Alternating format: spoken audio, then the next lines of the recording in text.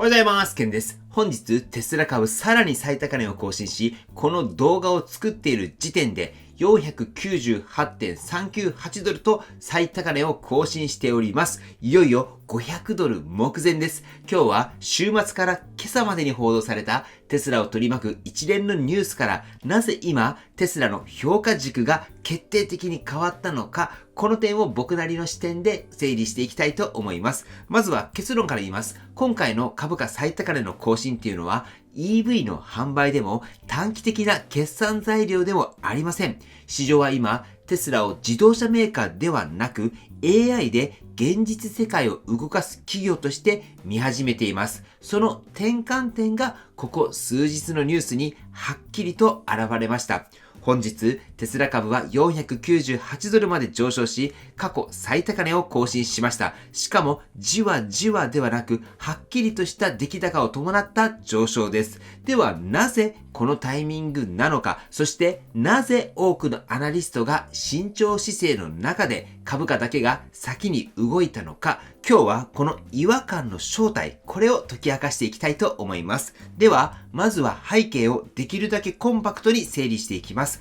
同じ時期にいくつかの出来事が実は重なったんです。サンフランシスコで大規模の停電が発生し、ウェイモのロボタクシーが多数道路上で停止しました。信号が止まり、通信が不安定になり、安全確保のために一斉に動けなくなったんです。一方で、同じ街、同じ時間帯にテスラの FST 搭載車両は通常通り走行していました。さらにテスラは FST の弱点とされてきた太陽光の眩しさ、いわゆるサングレア問題を抑えるための特許を出願しました。加えてカリフォルニア州でロボタクシー運用を見据えた AI オペレーターの社内採用を開始しています。つまり技術、実運用、規制対応、すべてが次の段階に進み始めたタイミングだったということになります。それにもかかわらず、ウォール街の評価はどうでしょうか。ゴールドマンサックスはテスラを中立の評価のまま据え置きました。慎重です。そしてそれはいつも通りとも言えます。しかし株価はその評価を待たずに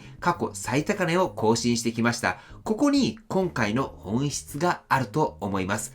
では、ここからは僕なりの分析に入っていきます。まず、ウェイモとテスラの違いです。この違いは自動運転の精度やセンサーの数ではないんです。もっと根本的な思想の違いがあると思います。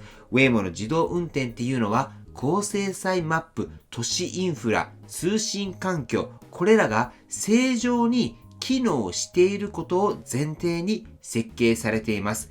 言い換えると、街が完璧に動いている世界で最適化された自動運転なんです。これはスマートシティ向けの設計です。一方、テスラの FSD はどうかというと、信号が壊れても通信が切れても周囲を見てその場で判断する。これは人間の運転に極めて近い考え方なんです。つまり人間が運転できるなら AI も運転できるっていう思想なんです。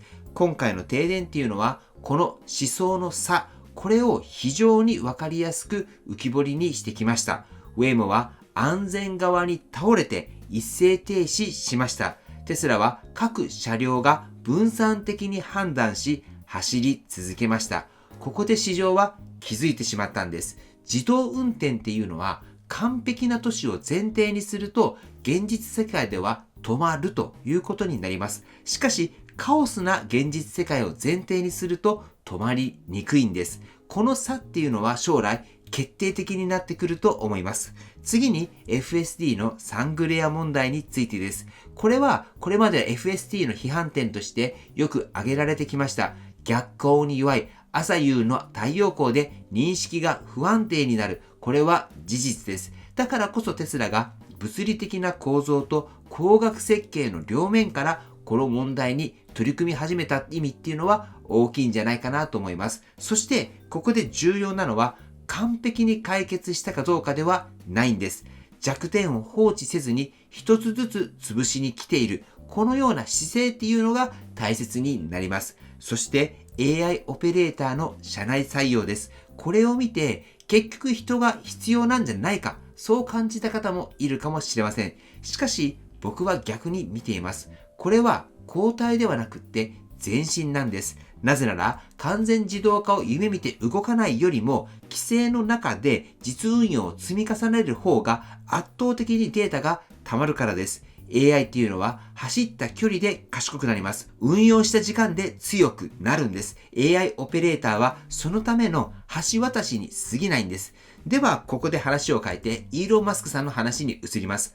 イーロンさんの巨額報酬や資産が7000億ドルを超えたというニュースは、一見すると株価とは関係ないように見えます。しかし市場はここも見ています。今回のポイントは、報酬の額ではありません。法的な不確実性が一段落したという点です。これは今後10年のビジョンを描く上で、経営の足かせが外れたという意味でもあるんです。市場はこのイーロン・マスクという経営者がまだ長期戦を戦える状態なのか、これを非常に重視します。ゴールドマンが中立したのは理解できます。彼らは数字で説明できる未来しか評価しないからです。しかし市場は違います。市場は流れ、方向性、そして不可逆性を先に織り込みます。今回の498ドルっていうのはその最初の結果だと考えています。